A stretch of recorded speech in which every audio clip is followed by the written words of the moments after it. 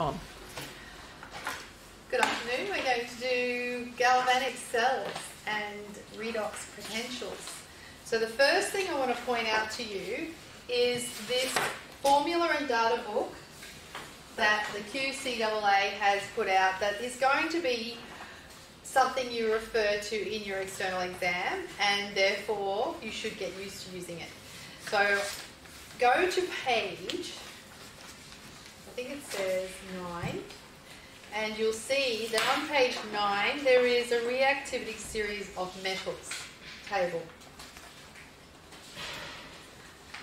So you know how we were talking about how you can test which metals are more reactive than others? This is a table that you'll have in the exam to tell you what's the most reactive. So at the top you can see in this particular list, potassium is the most reactive, and right down the bottom, platinum is the least reactive. So if you then had to set it up, experiments, whatever the question is, you know already what's more reactive. However, if they give you data that is in conflict with this, say a student's experiment, you have to use that data to explain their results. You don't go, oh no, like I've seen some students in their answer, right, according to the table, this is the answer, because if you've been given secondary data that a student found, as I was saying to you yesterday in your precipitation prac, whatever your results are your results. So if the answer scheme said precipitate and you didn't get one, you don't change yours to write, oh, it must have been a precipitate. You didn't see one, so you write there wasn't one.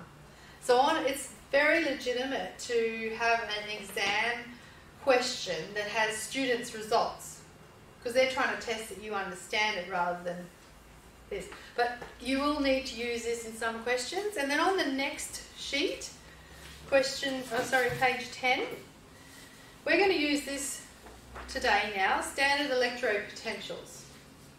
So you're going to get used to using this, and I'm going to explain how to use it. The first thing I want you to do is turn to these sheets, information sheets here. This one called the Daniel cell. And I'm going to write to explain. Alright, starting from the top. Electrochemical cells is what they are called.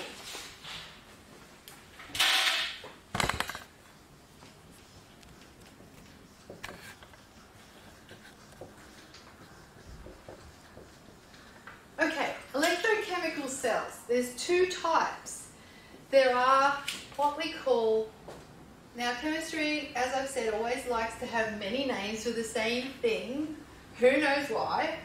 Voltaic cells, or another name is galvanic.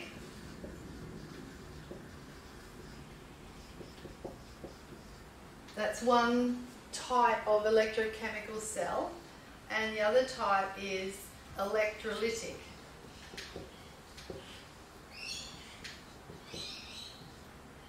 Our prac today is all about voltaic cells, or galvanic cells. I call them galvanic cells. So I'll just briefly tell you the difference, but we're not going to go into this too much today. So these cells are they are chemical reactions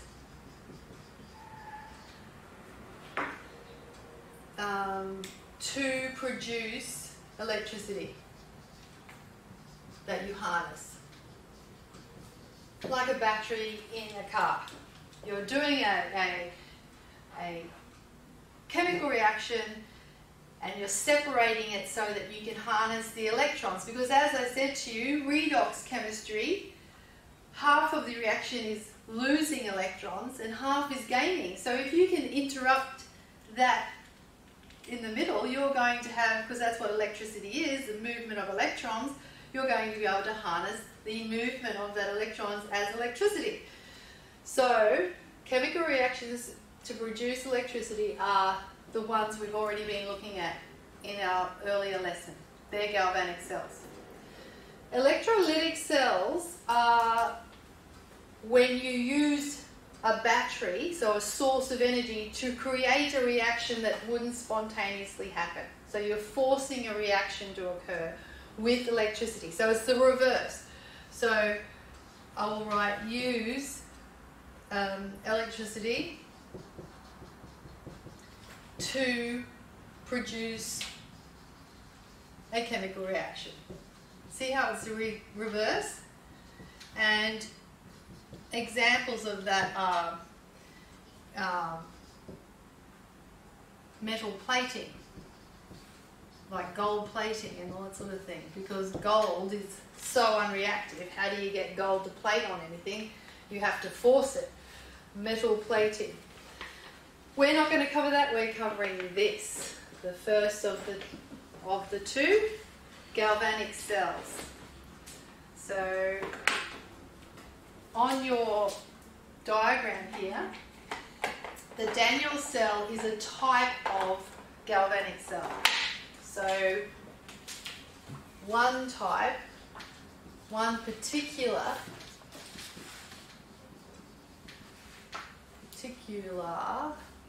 type of galvanic cell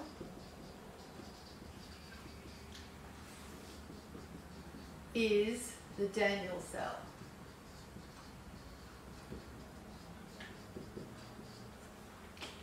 And that's sort of hopefully putting you into the picture. So down here, Daniell cell.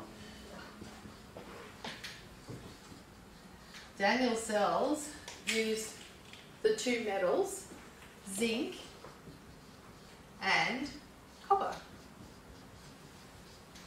So I'm going to get you to look at this figure, but I'm going to redraw it in sort of 2 dimensions to make it more simple. So the first example there of a Daniell cell, you've got a beaker and you've got a piece of metal. It's called a metal electrode because it's flat and long. So this is your zinc electrode. And you've got in the same beaker over this side a flat electrode of copper electrode.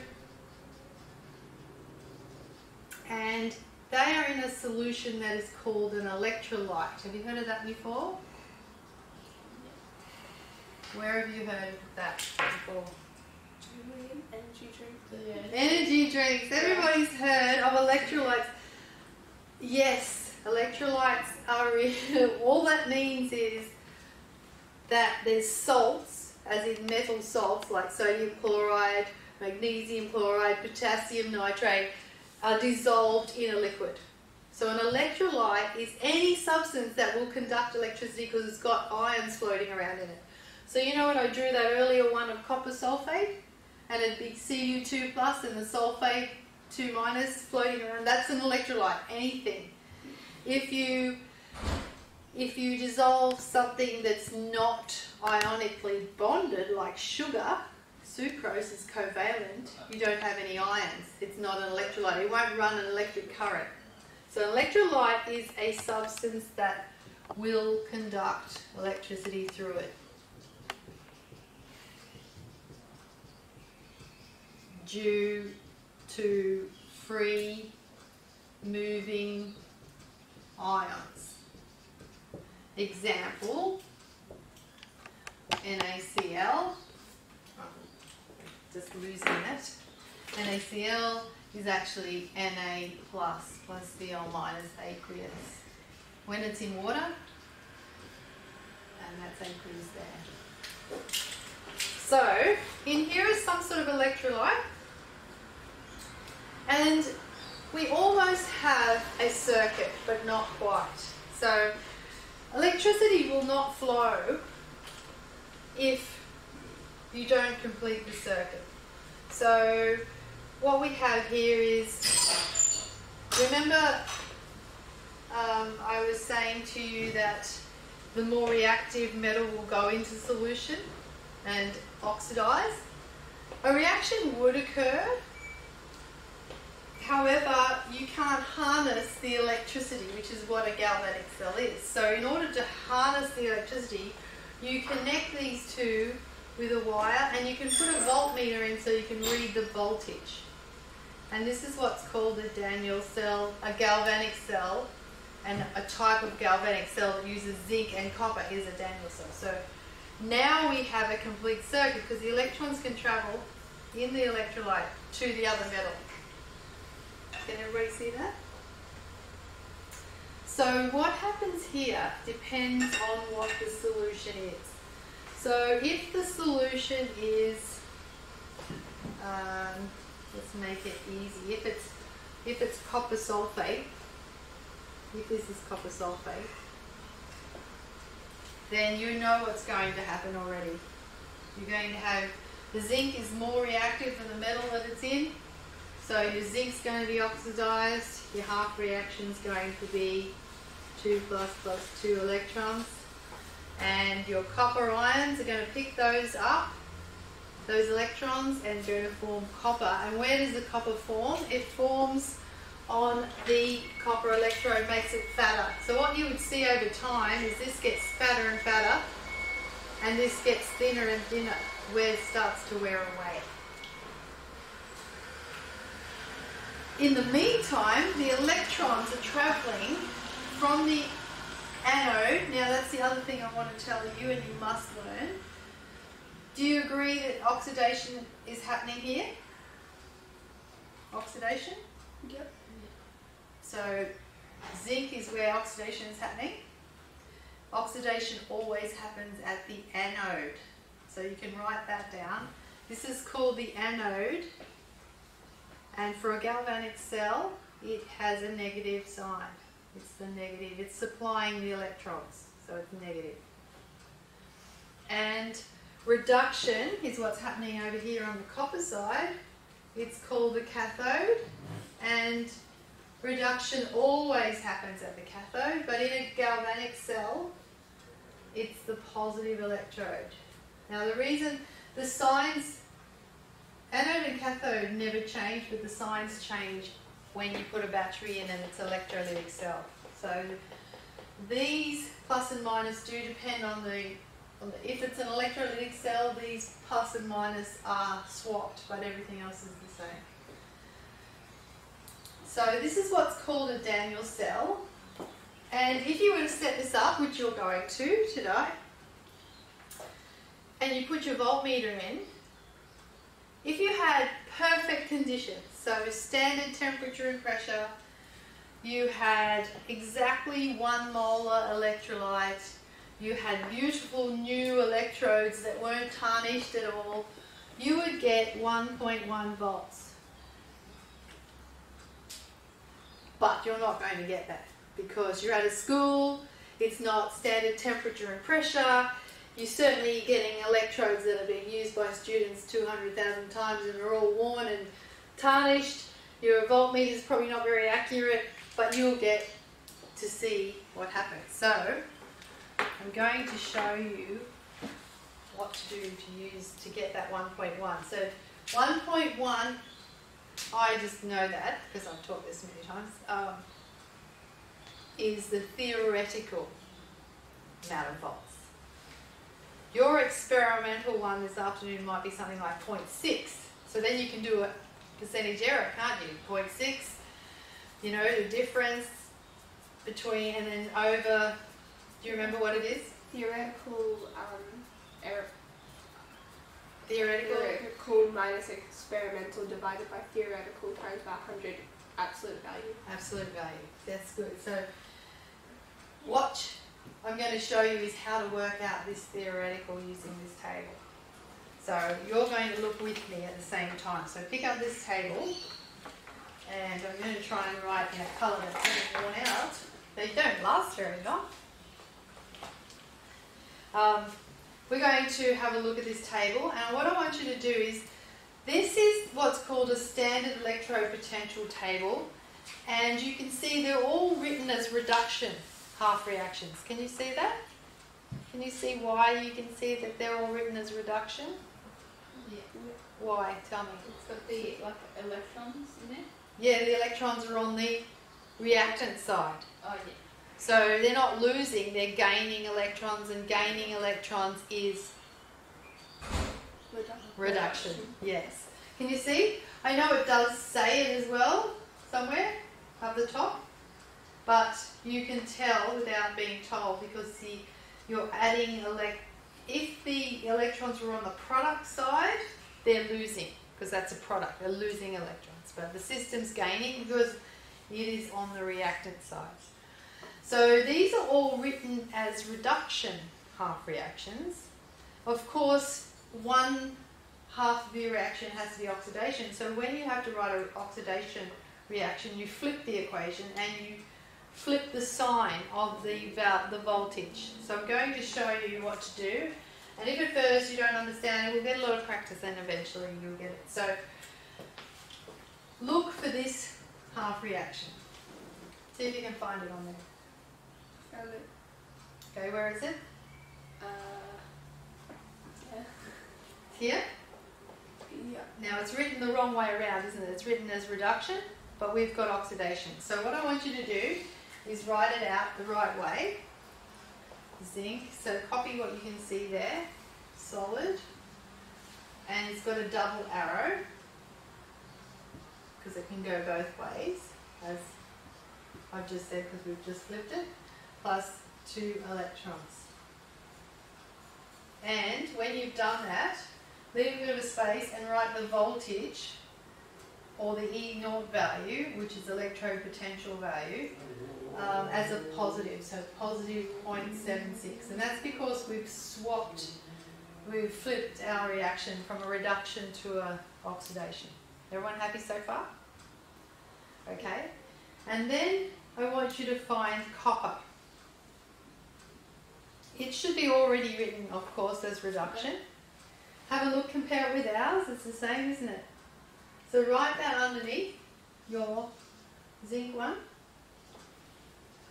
Aqueous plus 2 electrons, double arrow because it can go both ways, and copper solid. Don't find the wrong one, there's 2 there, there's copper 2 plus going to copper 1 plus, you want copper 2 plus going to solid copper.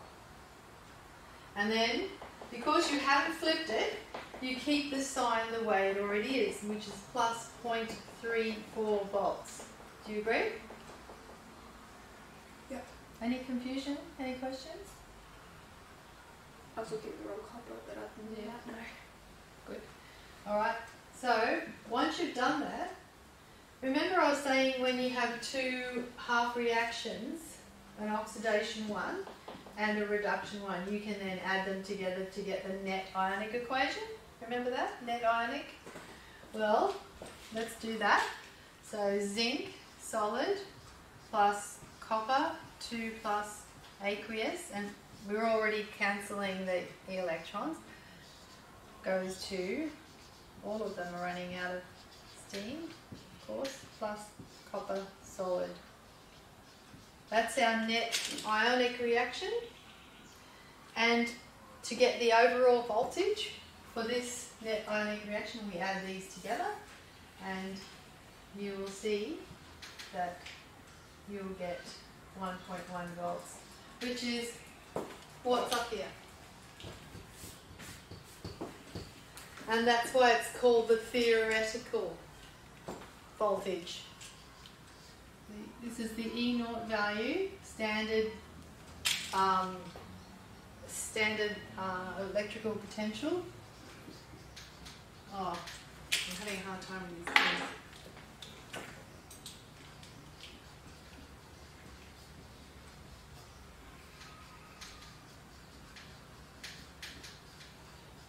That little 0 there means at standard conditions. So 25 degrees and 101.3 kilopascals. Standard electrical potential, and it is the theoretical value.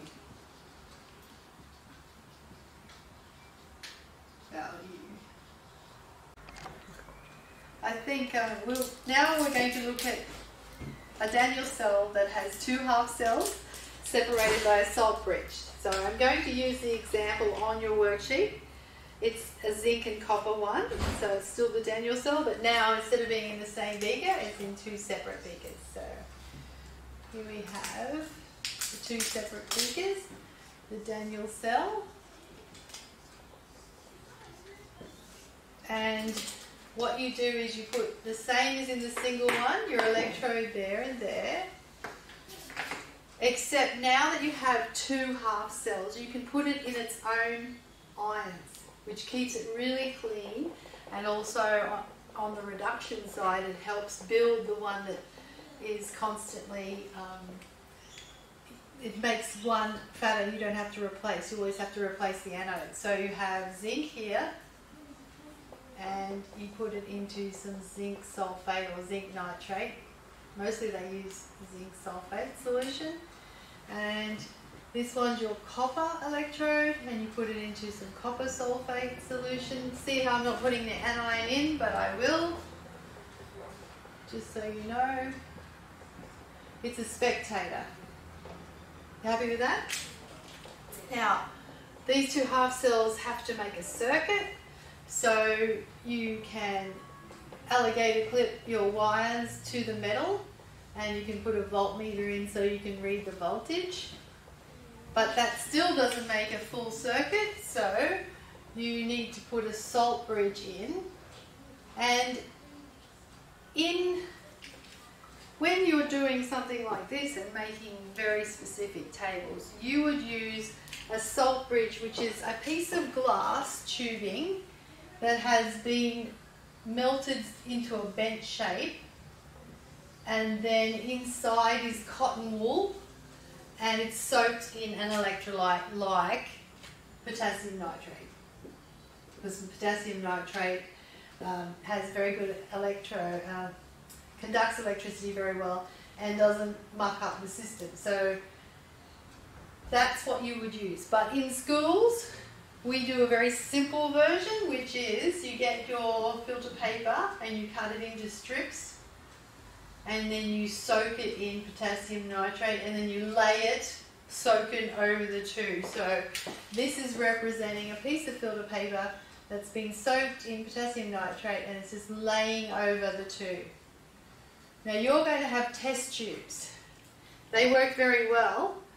You have to make sure that your salt bridge doesn't short out your system. So the paper, soaking paper salt bridge can't touch the metal. So you flip the metal back onto one side of the test tube to make sure.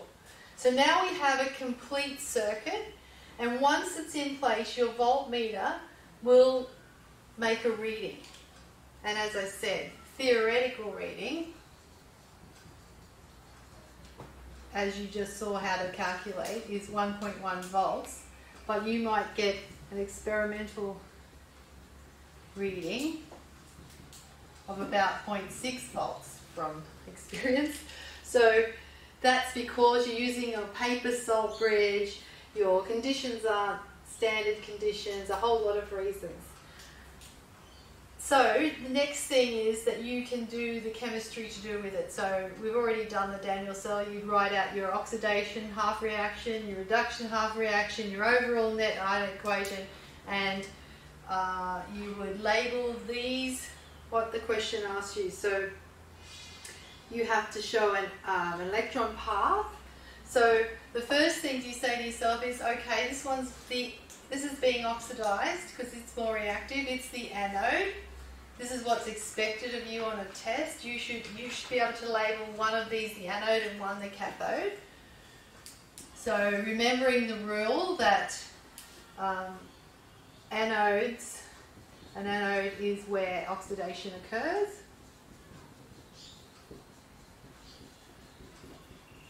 And the cathode is where reduction occurs. So now we've done that, and you should also then be able to indicate the electron flow, which way it goes. So on a Daniell cell, on any galvanic cell that's producing electricity, it goes from anode to cathode because the electrons are being produced here. They're not being produced here, so of course the electrons Electrons always take the path of least resistance. So if you're an electron, would you travel through a metal wire or through solution? Metal wire. Yes, because that's conductive of electrons. So the electrons are going to go in this direction, and on an exam you might be asked to label which way the electrons go, and it's this way. So that's the electron path. And then also you might be asked to say which way the anions flow. So what's going on here, as you already know, is the zinc is getting thinner because it's oxidizing and it's forming more of these. It's already got some in there, but it's making it more and more concentrated.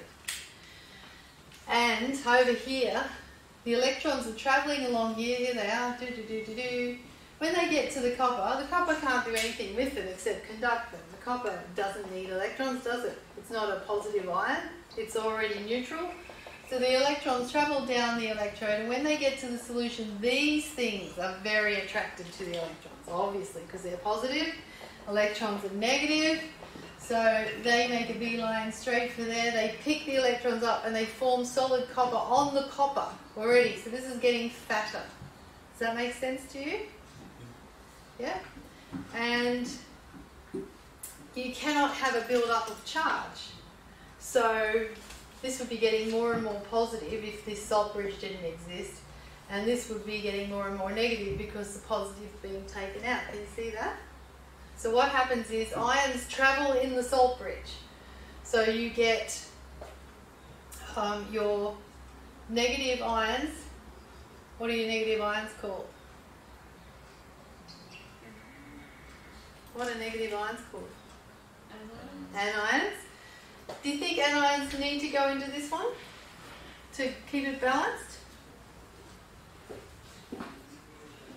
Yeah. Because Yes. Yes, because this is getting more and more positive all the time, isn't it?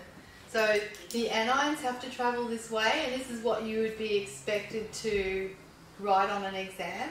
And this is losing positives because they're coming out and becoming neutral copper. And so to replace them, the cations have to go this way and do. So initially they might be, these ones. There might be these travelling, and then when they run out, these can start travelling through. So you might get some zinc travelling right through eventually if you were to leave it running and running. So you're happy with that? So on here it says, for the cell to operate as a galvanic cell, there must be two half-cell reactions, one oxidizing, one reducing. You can see that? Yes? There has to be an ion path. Can you see the ion path now in the salt bridge? Yep. And an electron path. Can you see the electron path? Yeah. Excellent. Note, now EMF stands for electromotive force. The electromotive force generated depends on the nature of the half-cell reactions, the concentration of the electrolytes, and the temperature. That's why you have on your table this symbol E0, because it's saying standard conditions. That little zero, so superscript, is saying STP, standard temperature and pressure, because if you change the temperature, you change the voltage reading. If you change the concentration, which for an E0 has to be 1 molar exactly of your electrolytes. So if you change the temperature, if you change the concentration of your solutions, or if you change the actual electrodes type, you're going to change the voltage. Alright, having that, let's do this next question. I think you'll find it's doable now. So I'm going to redraw it up here and we're going to go through it. This is an actual question that you could get on an exam. I'll do it in blue. I might just get rid of this. Oh, that's better.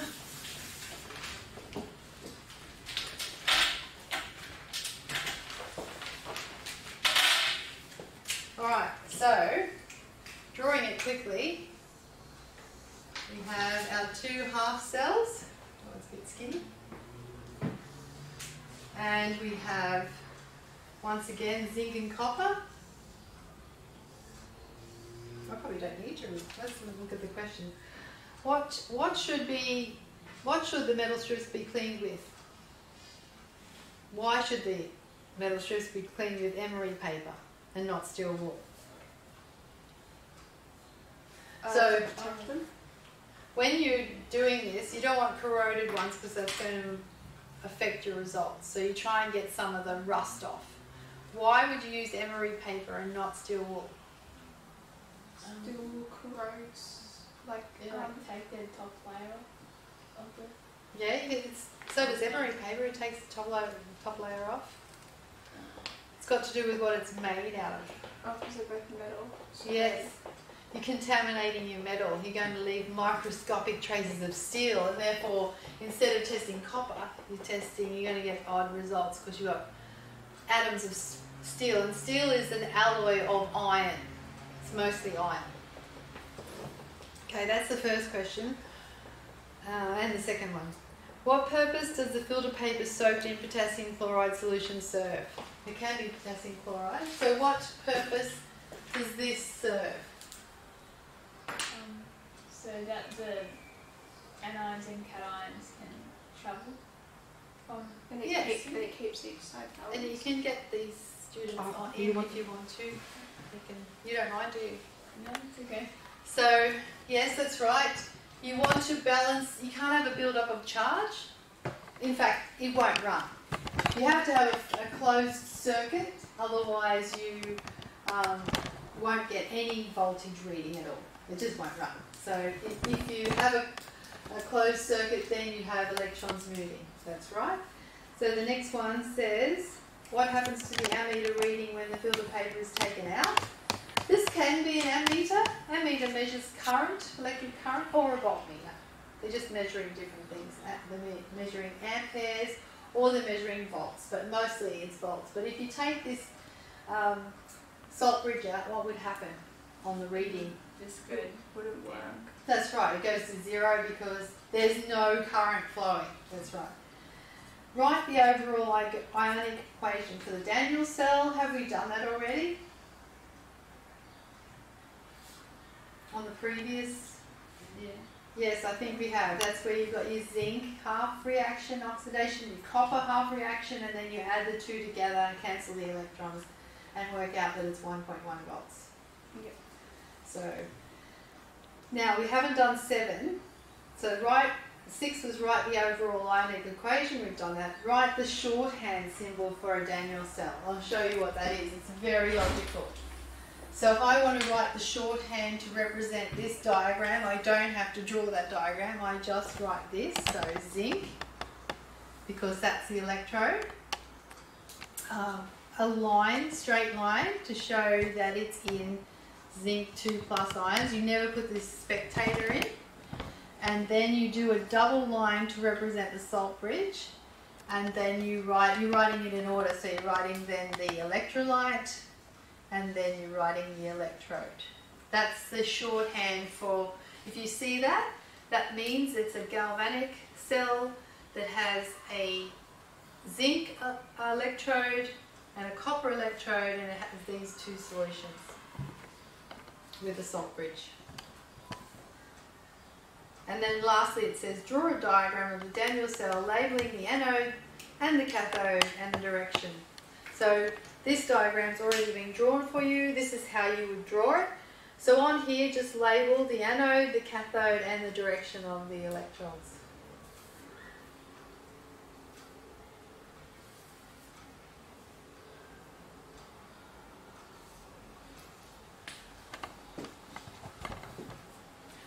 And our last question that we're going to do involves a slightly different example. Hooray! So I'll quickly draw it here while you're doing that. So this time we've got silver and copper. We've got a salt bridge. We've got copper nitrate solution. and silver nitrate solution.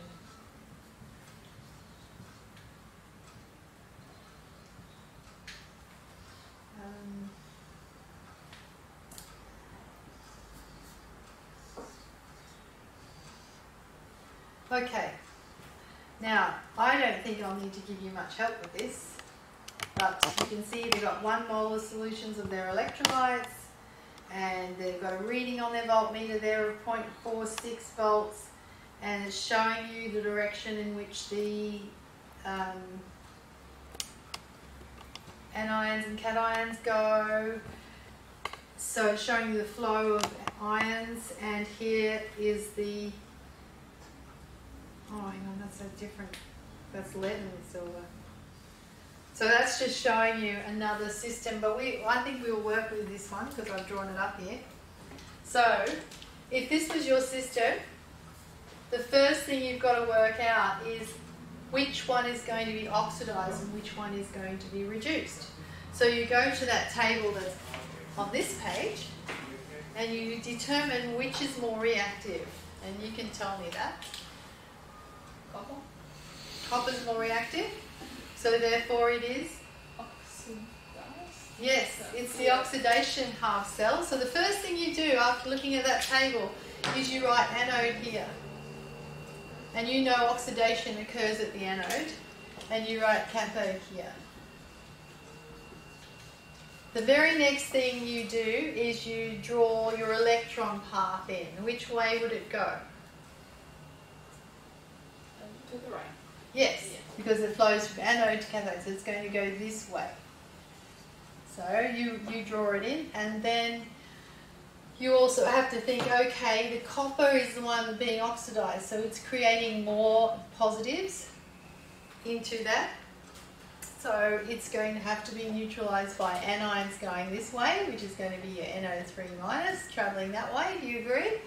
And this one, the silver, is going to be getting fatter and fatter, losing positives, so you're going to have your positive ions travelling that way, and they've said sodium ions there, because that must be what's in the salt bridge. Sodium nitrate's in the salt bridge, yes. So that's that. And then you have to write your 2 half reactions. So tell me what they would be. So copper is being oxidized, so what would you write? Solid copper goes to Copper ion. copper ions, aqueous, Adding 2 electrons, and then using the table, this one, tell me the voltage of reversing it because it's now being oxidized, not reduced. Negative 0.34. Oh, very good. Negative 0.34 volts. And we now have to write our other half reaction, which is the silver. We've got to start off with what's picking up the electron. So it's the silver ions picking up an electron and going to silver. solid silver, because it's going to get fatter and fatter. Yeah. And It's a positive 0.8. positive 0.8 volts, because it's already being reduced. You didn't change the sign, that's what it is. No, that's what it is. Now you can see this is a good example. I can't add these together like this because it's impossible for it to be losing 2 electrons and only gaining 1. So what you've got to do is multiply this whole thing by 2 to make them balance. And then you can add them together to get the overall. So you would write Cu copper solid plus 2 Ag plus, the electrons are going to cancel, goes to Cu2 plus aqueous plus 2 Ag solid, and you add these 2 together. So what's 0.8 plus minus 0.34? Let me do it in my head.